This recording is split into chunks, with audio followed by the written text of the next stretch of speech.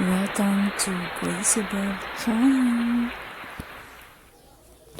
This is how foraging snail, rare snail called Tangali in Surigao.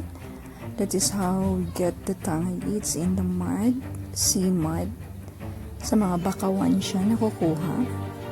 Look at that. So how you clean the Tangali? Using the brush, simply remove mud in the snail shells. Then you have to cut the tail, yan, to expose the bottom so you can easily sip the tangali. So our recipe today is Ginataang tangali shell. So here are the ingredients.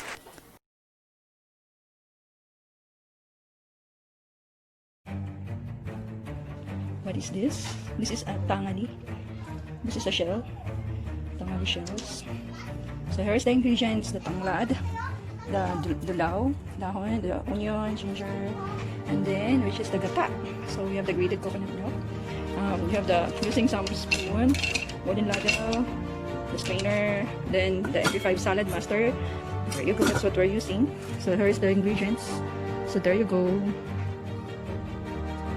This is the grated coconut. So the first one, the first piga, no water. So to squeeze the pure gata, that's the first gata, and then the second gata, we need 1 glass of water to squeeze the remaining juice or coconut milk. Then followed by the third one. So we have 3 part of squeezed grated coconut milk. So the first one is the pure one, the second, then the last one. So that's it. There you go. I'm showing you the step by step. We call it tangali here in Surigao. In other areas of Philippines, they call it bangungon shells.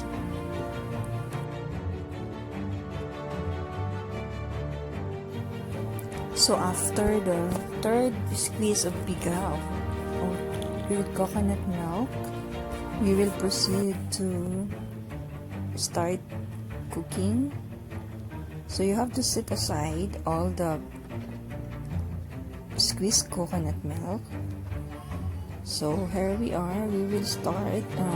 I already preheat the MP5 salad master rice cooker. Ito na yung na-preheat.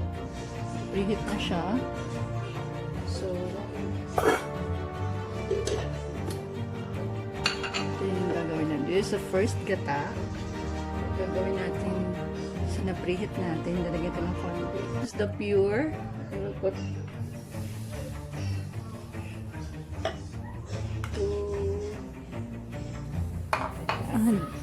put some 2 tablespoons of pure gata to saute first the ginger, onion, and tanglad. I'm using pure gata instead of oil. Healthy way salad master of cooking. Just slowly drop the red onion, the ginger, and the tanglad. Let's saute first the seasoning.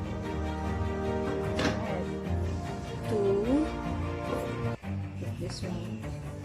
Put that. The ginger. And the tanglad. Cover it and let it cook for 1 minute. We will put these things. After 1 minute, slowly drop the following tangali shells in the amplified salad master slowly.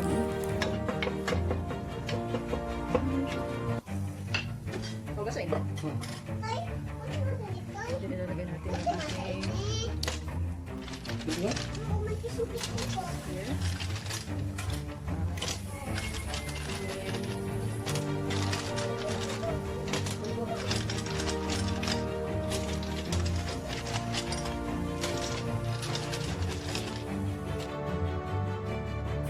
Just slowly pour the third squeezed coconut milk in the amplified salad master rice cooker. That's the first thing to simmer. Did simmer the first pure gata with the tangali shells. Season with salt to balance the taste. Cover it and let it simmer for another 5 minutes.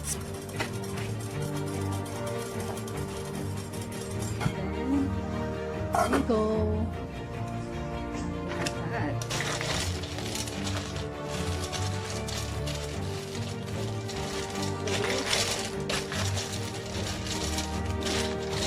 So good. Put the second. This one is the second gata.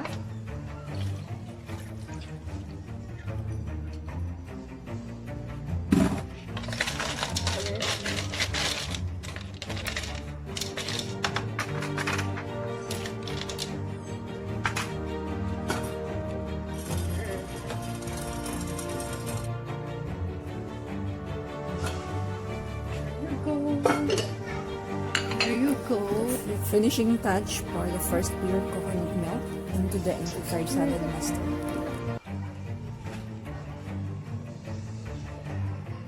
Give you some tips on how to cook this properly. Do not overcook so that you can sip it out of the shell when meat. Then mix it well so it's properly combined. Talagang manunuot yung gata dun sa ilalim, and cover it again. Let it simmer for another 1 minute. Then that's ready to serve after that. There you go. Look at that. So yummy. Yes. Smell good. So delicious. I can't wait to taste it. And now that's ready to serve.